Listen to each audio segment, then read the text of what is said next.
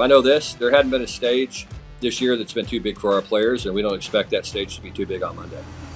Always College Football with Greg McElroy is presented by AT&T 5G. Too much college football is never too much with AT&T 5G. Welcome in, and today's Tuesday. Yesterday was basically a holiday of sorts for college football, as was Saturday, as was, how many other days in the last week or so. I love bowl season, but we officially have put it to bed. We're going to take some time, give out at some point, not today, probably not tomorrow, but maybe at some point next week, we'll give out some bowl superlatives so that we can get into some of the games and some of the best performances, because I could make a pretty strong argument that LSU's performance today was as good as I've seen by pretty much anyone in the bowl season. All right. Okay. Oregon State as well. All right. So there's a few that we could probably give out, but we're going to resist the urge right now because we have a very special guest today. Sonny Dykes, the head coach of the TCU Horned Frogs, will join the show. We look forward to having him. He's been on the show before. He's back again. He was able to carve out some time for us the week leading up to the national championship. We are so grateful to him for that. It's probably because of my Texas roots. That's what I'm assuming, I suppose. But either way, we're going to talk to Coach Dykes. We're going to break down some of the biggest bowl games from Monday afternoon, including the Rose Bowl. What a dominant performance from Penn State. We'll get into it a little bit, but without much further ado, it's now time for Let's Talk About It, presented by AT&T 5G. We're here with the national championship-bound head coach of the TCU Horned Frogs, Sonny Dykes. Coach, congratulations. That was one of the most exhilarating games I think I've ever watched, and I can't even imagine what it was like for you. What was that experience like on the sideline? Yeah, it was crazy. It really was. It was a crazy ball game, a lot of momentum shifts. A lot of big plays. The third quarter was wild. It just seems like both teams were making a lot of big plays, a lot of great individual efforts, while at the same time a lot of critical mistakes. So it was a big quarter. The big thing we had to do was just somehow survive it, not lose our confidence, and our coaches and players really did a great job of getting settled in and kind of getting back into a groove. We played a lot better defense after that last drive there in the third quarter, and our defense was able to win the game for us down the stretch. It was really amazing, Coach. It felt like as soon as you guys threw haymakers come out of the gate, right? There's obviously, right? But they bounced back and they somehow found a way at halftime and made a couple tweaks. And then the third quarter, it's like they had a couple answers and it's like, things are starting to go and lean and the momentum's starting to get away from us a little bit. And then boom, you guys responded. Every time they hit, you counterpunched. And I think that says a ton about the guys in your locker room. So what do you attribute that to? Greg, I agree with you. I think that was the key for us, was to, when we felt like that we were starting to kind of come off the rails a little bit. Our guys, got settled in. We made some adjustments defensively. The players went out there and executed them. And the big thing was just emotionally, just trying to get settled down, not get too high, not get too low. Our guys have done that all year. And really, I think all those close games that we played this year in the Big 12 really kind of paid off for us. We had a bunch of comeback wins and some times where our back was against the wall, and our players were accustomed to playing that way. And we weren't overwhelmed by the emotion. It wasn't too big of a moment for them. And we just settled in and got back to doing our job and doing it the way we're supposed to. And the guys really responded. And obviously, the adversity was kind of all over the place, frankly. You lose Kendra Miller early in the ball game, and he goes down to that weird, odd injury, and he's limping off, and it looked like his right leg or whatever it might have been. Mari Mercado steps up, no problem whatsoever. He goes for what was a ridiculous 150 against one of the best rush defenses in America. So if you could just, I guess, help me understand, how he was able to fill that insane void. And then if you could give us an update on where Kendra is at this moment. Yeah, that's been our team all year, really. Really going back to Chandler Morris winning the starting job back in fall camp and Max taking Chandler's place in the third quarter of the Colorado game and just taking it and running with it. We felt like coming into the year, we had two really good quarterbacks. We feel like we've got 3 or 4 really good running backs. They all complement each other. They're all very good players. Kendra obviously is a special running back. Amari is a heck of a player too, and he came into the game. He's fresh. He's a little bit different running style than Kendra. Kendra is a little bit more patient, where Amari's a little bit more of a slasher and hits the hole a little bit more downhill. And they, like I said, they complement each other well. So, we did exactly what he's supposed to do. He, came in, stepped up. That's what our mentality's been all year. Just next man up. It happened several times on Saturday. We had a couple of DBs that got a little bit banged up, and other guys stepped in and filled a void for us. And that's what great teams have to do. You can't win 13 regular season games, or 13 games rather, without some guys, stepping up and making plays for you. And it was incredible the way it happened down the stretch. Everybody seemed to make a big play. D. Winters played just outstanding defensively for us and made a ton of big plays. A lot of interception for a touchdown, a lot of tackles in the backfield.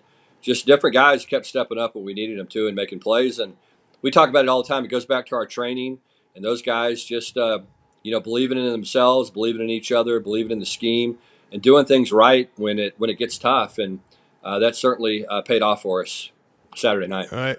It most definitely did. And I know, Kendra, I know you're trying to get him back as close to 100%. Are you just kind of taking it day to day at this moment? Yeah, we're just trying to make sure we get a good evaluation on him. He was a little bit sore coming home. I think he felt a little better today, so we'll get a feel for where he is tomorrow, and then see how the week progresses. Hopefully he'll be available on Monday, but if not, we're confident we have some guys that can step up and carry the load for us. Well, fingers crossed. I know he means a lot to your team, and I know it'd be an amazing opportunity for him to be able to compete in the national championship. Let's fast forward now. Enough looking back. We've had 24 hours. I feel like we should move on. What do you think? Did you have a chance at any point to treat it a little bit? I don't want to call it like March Madness, because it's obviously very different, but oftentimes March Madness, you prepare for like 4 teams when you show up at your respective March Madness site. Did you have a chance to peek at Ohio State and Georgia in your bowl preparation, just so if you got to this point, you'd have a little bit of a head start? Not really. I think the thing that we're fortunate, we've got a couple of extra days. Normally you've got 6 days to prepare for a team. We've got a little bit longer than that, just the way the schedule falls. So we spent most of yesterday tweaking our issues that we had. Our guys played really hard in that game, but we made a bunch of critical mistakes and some things that we can correct. And so, we want to go back and pay attention to those things and make sure we take those opportunities to coach and improve in those areas we need to. But then it was on to Georgia. And so, we've got about an extra day worth of preparation than we normally do. So I think that, we'll have a good game plan, hopefully by tonight, have a rough game plan, and then we can really get it cleaned up tomorrow before we start getting after it on Wednesday. Are the players, because I remember leading up in the last days before a national championship, you were able to just kind of knock it off on Saturday, obviously a little bit of rust perhaps, but almost chomping at the bit, like couldn't get enough tape in the last few days, to the point in which it probably came a little too redundant. Obviously different era, but how would you say the players have prepared mentally for what's upcoming a week from Monday? Yeah, Greg, that's a good question. When you have a month to get ready for a team like we did, you have to be careful. You've got to, right. You can't get your game plan in too soon. If it does, it gets stale. The guys get tired of doing the same thing over and over and over again. So we felt like we had to really manage leading up to the Michigan game the right way. We think we did. I think our guys were fresh mentally. They were fresh physically. We really worked hard to ensure that. We're going to kind of take the same approach as we go into this week as well. Told them not to come around much today, just to get away. We've been on the road for a week. We had a bunch of players here early this morning watching film, even though we told them not to. So we were okay with that. But we've got plenty of time to kind of get them prepared and start getting them going. I know they're excited. They got a great mentality. They know how good Georgia is, but again, we got a lot of confidence in our team and our players, and these guys believe in each other, and and we're excited about it and looking forward to the opportunity. You are fiery without question. There's no doubt. And there were moments, obviously, I saw you get after an official or two. I mean, it's par for the course, I might add. Yeah. But in a game of that magnitude, do you feel as though you need to control your emotions maybe a little differently than you would in the regular season, just knowing how easily the guys might react, both positively or negatively, to your own antics, I suppose, on the sideline? Yeah, for sure. No, for sure. That's that's the one thing we felt like coming in to TCU that we all that the program needed really was just kind of an emotional stability with the players. We just felt like that um, they were going to play better if they were relaxed and they felt good about how they were being coached and all those type of things. And so it's been good. The players have really responded well. We try to stay as even keeled as we possibly can. And again, that all begins with me. Begins the way that I interact with our players on a day-to-day basis. The same thing with our coaching staff. I think that's important for us to, just to have that in our program. Look, we have very, very high expectations for our players. We have a very, very high level of accountability for everybody in our program. But at the same time, those conversations take place in private. They're very to the point, very relaxed. We can speak directly with each other. The players have an open door policy to come in and talk to me anytime they want to. And so really our program is just about mutual respect and doing things that way and taking that approach. And our players enjoy that. They've responded to that. And it's really how I believe in coaching. And so it starts with me, and how that whole thing trickles down to the players and everything else is really what makes the culture of our program. And we believe that's why we're winning, is because of our culture. Obviously, we got a lot of really, really good football players. Got a lot of guys that play hard, that are unselfish, really care about each other. But we have a great culture. We have a culture of inclusivity, and we want guys to be themselves. And, it's mutual respect, as I said earlier. And so you do have to kind of make sure that you keep your emotions in check, and I think that's going to be important for us for our players to see that from all of our coaches, not only me, but all of our staff.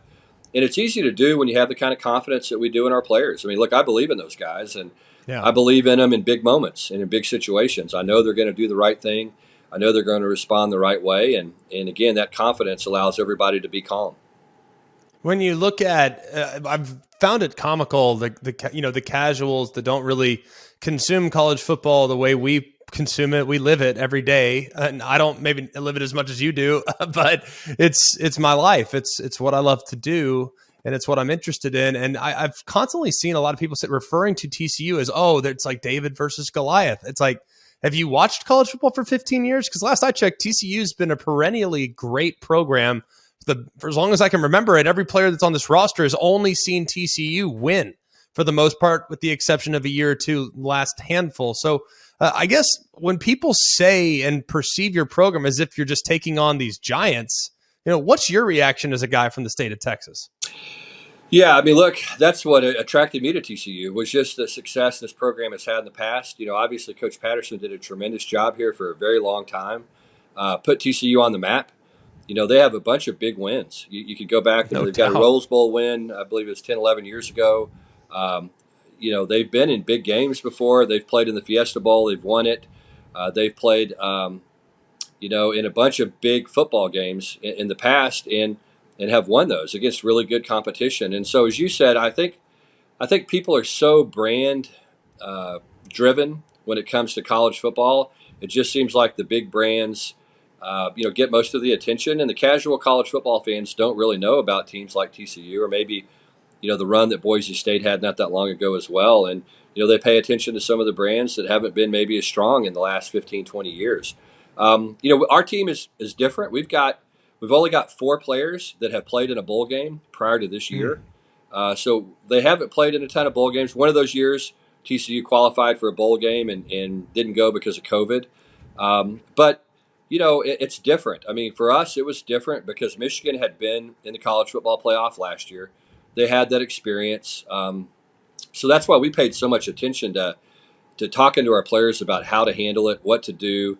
Our expectations were very high for our preparation going in, and our players executed the game plan perfectly. Now, we made a bunch of mistakes, as I said earlier, sure, but that's going to happen when you play against a good football team, and we'll try to do the same thing as we get ready for the national championship. I know there hadn't been a stage this year that's been too big for our players, and we don't expect that stage to be too big on Monday. No, that's the truth. Every single time your team's been doubted, it's as if they turn into the Hulk and just beat up everything in their way. It's really remarkable to watch. Coach, finally, I'll get you out of here on this. What is it going to take? In your estimation, you're taking on the defending champs. They're coming off a thriller themselves. What's it going to take for you guys to hoist your first national championship trophy since 1938? Well, it's going to have to take a great team effort, really across offense, defense, and really on special teams as well. We're going to have to play physical, which we did against Michigan. We're going to have to even play more physical against Georgia. It's going to be important. Georgia's got a little bit more team speed probably than Michigan did. We're going to have to be able to respond to that. The big thing for us, obviously, is not turn the ball over. We had 3 turnovers in the game against Michigan. Can't do that against Georgia. And then we can't give up as many explosive plays as we did defensively. So limit Georgia's explosive plays, take care of the ball on offense, go out, play tough physical football, and not get too high, not get too low. Just keep our foot on the accelerator and play hard for 60 minutes. And if we do those things, we'll certainly like the outcome of the game. Man, I'm so excited for you. I'm so happy for you. I'm so excited for you. I can't wait to give you a hug on Friday when we get to California. It's been a special season to watch, man. I'm so excited that you have this opportunity in front of you. I know that you guys will make the most of it. Congratulations, Coach, and thank you so much for being with us. Yeah, Greg, appreciate you. Again, thanks for everything you do for college football. I know you're out there fighting the good fight for the game all the time, so I appreciate it, man. Appreciate you, brother. Okay, thank you. Let's Talk About It is brought to you by AT&T 5G. Too much college football is never too much with AT&T 5G. Every college football season, Goodyear knows the importance of winning on the road.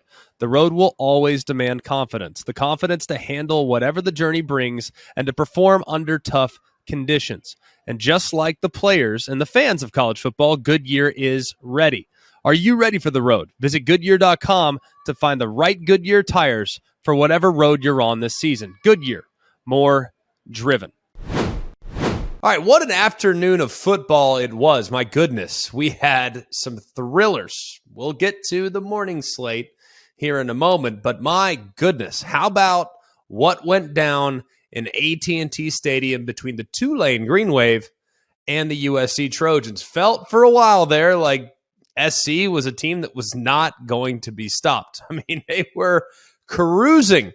Caleb Williams looked like his usual self. Total stat line in the day, 37 of 52 for 462, 5 touchdowns against just 1 interception. I would say on the other side, too, to think that their quarterback went just 8 of 17 for 234 and 2 touchdowns, and yet they still scored 46 points. Tell you exactly how Tulane got the job done. It was exclusively about Tyjae Spears and the performance that he had going against what was a very porous SC defense. SC was without a couple guys, but either way, man, it's always tough when the group of 5 champion is playing against a team that just had their heart ripped out. We've seen it time and time and time again. We've seen Houston beat Florida State. We've seen UCF beat Auburn. We've now seen Tulane beat USC, and it was miraculous, especially at the end of the game. I couldn't believe what it was that I witnessed. I really couldn't believe it because it felt sitting there up 45 to 30, up 15 points. Really, honestly, at that point, kind of in complete control, 4.5 left on the clock. You're sitting there thinking, man, Tulane's got to put a drive together, and they got to put a drive together quickly, and then they got to get a 3 and out, which they are unlikely to do based on how things have gone up to this point. So not only did I feel pretty confident the stars weren't going to align, I was almost tempted at that point to take the kids out on a walk because my little man was really trying to get outside. I'm glad I resisted the temptation, though, because he was badgering me about going out in the backyard and playing. Well, I stuck around, and boy, were we treated to an incredible finish. How about what we witnessed there as they had the muffed kickoff and out of bounds? It was like, what just happened? Did anyone else just be like, are we serious? Like Mario Williams, like as sure-handed as it gets. Next thing you know, they get the ball at the 1 yard line. And then I'm thinking to myself at this point, thinking, well, they still haven't stopped Caleb Williams and company. Shoot, earlier in the game, they had a 9-minute drive. I mean, this could still, even though it's horrendous field position, this still is going to be USC's game, right? I mean, there's no way, to be honest with you, safety didn't even really enter my mind. I was like, they'll just run it. Everyone's probably at this point pretty gassed. It's seen a lot of snaps, a lot of snap exposure. So boom, SC will get out of here. Now all you did is just make them go a little bit further and have a little bit more time to kill. Well, that wasn't the case. Obviously, first down, no gain. Second down, they get Austin Jones in the end zone for a safety. And now we've seen USC's defense getting sliced like a knife through hot butter. Well, we already know what was going to happen when they kicked it off, right? But it was not without drama, right? It was not without drama whatsoever. Fourth down conversions, obviously some wild moments. You have all types of things that were going on in the game that it's like, you have got to be kidding me. Until ultimately, Michael Pratt finds Bauman for the 6-yard touchdown. And when Valentino Ambrosio ended the game with the extra point, my heart went nuts. I just couldn't believe what I witnessed. It was absolute pandemonium on the sideline, and it was pandemonium, I think, for most college football fans. Congratulations to the Tulane Green Wave. What a ridiculous season to go from 2 wins a year ago to 12 wins this year, and you cap it off with your first bowl victory in nearly 85 years. And, well, not bowl victory, major bowl victory, if you will. First major bowl victory in over 80 years. And you do so against a Heisman Trophy winner and a USC team that, you know, people will point to, well, they didn't want to be there. I think they played hard, and I give USC credit, man. I thought they were ready to play. They just didn't play well enough on defense. Ultimately, Tulane was able to get the job done. That set the table for the Rose Bowl, the granddaddy of them all, and boy, was this a disappointment. My goodness, it was really one of those games that felt like, especially there in the first half of the football game, it was going to be a track meet potentially. Maybe you have a very exciting back and forth. Couldn't have felt better about how the game started, thinking how the game was likely going to end. And then, sure enough, the second half rolls around. It's 14-all. There had been some big plays created. There had been some big moments up to that point. Both offenses looked as though they were starting to rev their engine just a little bit. Defense, somewhat optional, but either way, they're in the third quarter. There wasn't a whole lot to see. They're the first drive or two, and then bang. Singleton takes it the distance, 87 yards to the house, and at that point, the route was on. Obviously, so disappointed that Cam Rising was unable to finish the game. Absolutely hated that he had to be taken off for the second consecutive year in the Rose Bowl game with this team in the game. You could tell it just deflated the entire sideline. And that's no disrespect to the backup quarterback, Bryson Barnes. He did nothing wrong. I mean, if anything, thrust into a difficult situation. Actually, if you actually watch the pass protection, it got worse and worse and worse as the game went along, maybe because they recognized, hey, we can't rush the passer like crazy against Cam Rising because he'll torch us. We can, however, against Bryson Barnes, we can really come after him because he's athletic, but he's not the same type of runner that Cam Rising is. So they could get more aggressive, and as a result of that aggression, they just couldn't keep their quarterback upright. They did tack one on late. For those that were on under 54 and a half, I feel bad for you because of the touchdown that occurred with 25 seconds left. But my goodness, it was a complete rout. I know in the second half, people say, well, it would have been different if Cam Rising hadn't gotten hurt. Maybe. Next man up mentality as a former player. I don't think about the what ifs or how it could have been this. Look, he got hurt and you were unable to protect the backup. And when the backup went in and threw a couple accurate passes, your receivers didn't reel it in. They didn't really help him out until that final drive. So credit to Penn State. Terrific season. 11-2. Your only 2 losses came to teams that made the college football playoff. Got to be happy for Sean Clifford. Got to feel good, too, about some of the young talent that returns on that roster. I don't know if they're necessarily going to beat the Ohio State Buckeyes next year. I don't know if I'm willing to go that far, especially as going to Columbus. But I'll tell you this. On paper, Penn State should probably be a top 10 team heading into next year. You got to think Drew Aller's going to be the starting quarterback. He's highly regarded. They like him. Not very mobile, but he's got a big arm. They're going to have an elite run game with the 2 backs that are just going into their second year. The offensive line played pretty good against a formidable opponent on Monday evening. So you got to think, man, maybe the best is yet to come for James Franklin and that young nucleus of players on all 3 levels defensively and the guys that they bring back on the offensive side as well.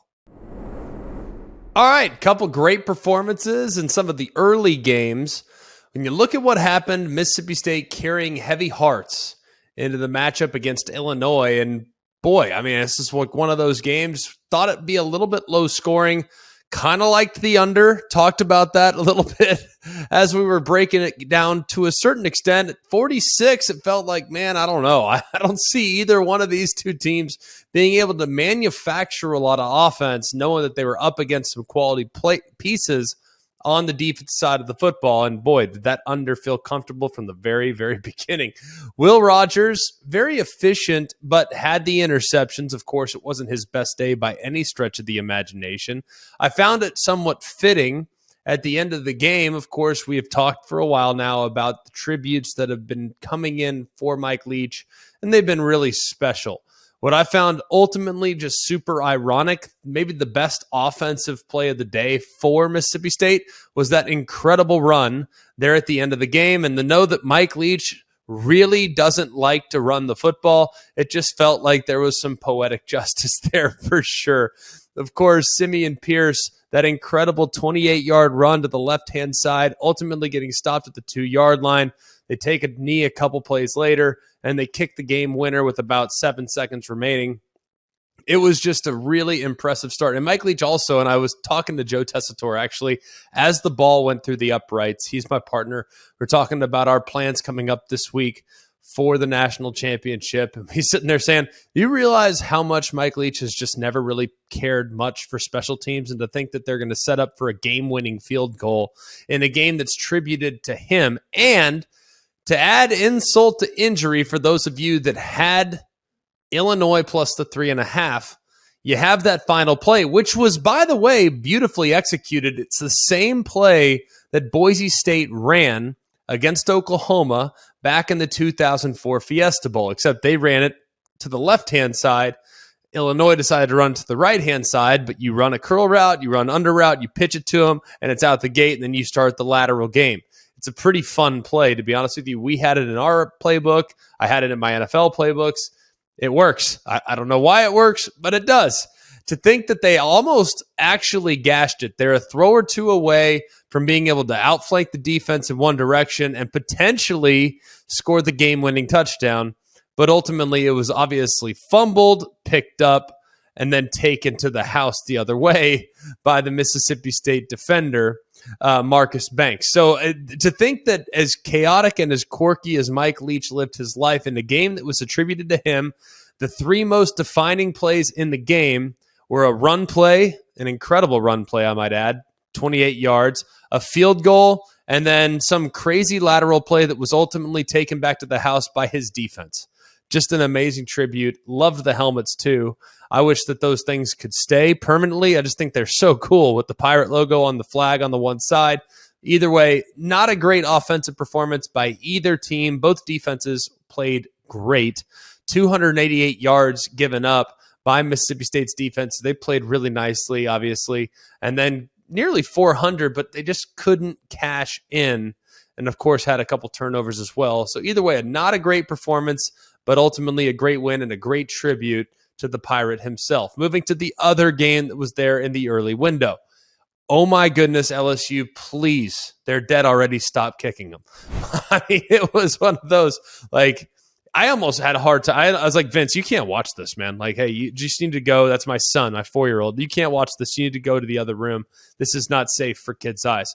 I mean, what a beatdown. And look, we knew that this was going to happen. I don't think anyone realized it was going to be this sideways. How could you? Purdue's a resilient team. Purdue's a proud football team. But my goodness, I mean, just a complete beatdown from the very beginning. I mean, they get out 42 unanswered, right? Before it even, or excuse me, 49 unanswered before it was even remotely close. And it just, when you look at LSU, this thing, and I like to look sometimes at ESPN's win probability meter. Win probability meter for ESPN tops out at 99.9 until the clock strikes 0. Why is that? I don't know. When the clock strikes 0, it obviously goes to 100. That's when the game is ultimately decided. But the highest it will ever go is at 99.9. And this thing got there with 9 minutes and 45 seconds left in the third quarter. That's early when you're talking about two Power 5 teams, and more notably, 2 Power 5 teams that won their respective division. Look, Purdue lost a lot. Purdue lost their coach. Purdue had all sorts of issues heading into this matchup. But to watch the efficiency that we saw from LSU, both quarterbacks, Garrett Nussmeier and Jaden Daniels, looked really good. Shoot, Malik Neighbors threw a touchdown pass. Of course, he's incredible. You get the true freshman in there for a couple snaps as well. And Walker Howard. Jaden Daniels, of course, very, very good on the ground as usual. I do think in the offseason, LSU needs to find a really capable every down back because with all due respect to Noah Cain and John Emery, they just didn't have that this year, especially as they had a couple injuries. Williams, for instance, had a couple injuries and never really reached their peak. I find it really funny that everybody was looking at Malik Neighbors after the week 1 performance and saying, yeah, muffed a couple punts. He's not, this guy's a problem. He's overrated. We talked about him all off season. Like, we'll see whether or not he's any good. And then sure enough, he gets better and better and better. He shakes off that week 1 performance and look at what he's doing now. I mean, goodness gracious, to go for nearly 165 or so on 9 catches. Of course, he was also very effective on that jet sweep game that he took to the house. I mean, he was phenomenal. Maybe the best player on the field, regardless of position. This was an incredible finish for Brian Kelly, probably the most decisive victory so far of bowl season, just completely dominant. With the exception of Oregon State over Florida, this was by far the biggest beatdown for sure. So it'll be really interesting to see what this LSU team does in the offseason because while they lost a couple key pieces, I think they lost some personalities that might not have always been rowing in the same direction. So maybe some of the guys that are departing the program, maybe it was a difficult transition from Ed Ogeron to Brian Kelly for some. Well, those that don't like it are probably off to greener pastures, if you will. Now, Brian Kelly's going to be able to go out, get his guys in there, probably attract a few guys in the portal based on the performances that they were able to put together. And look out, y'all. LSU seems to be on the cusp of being a perennial contender in the SEC.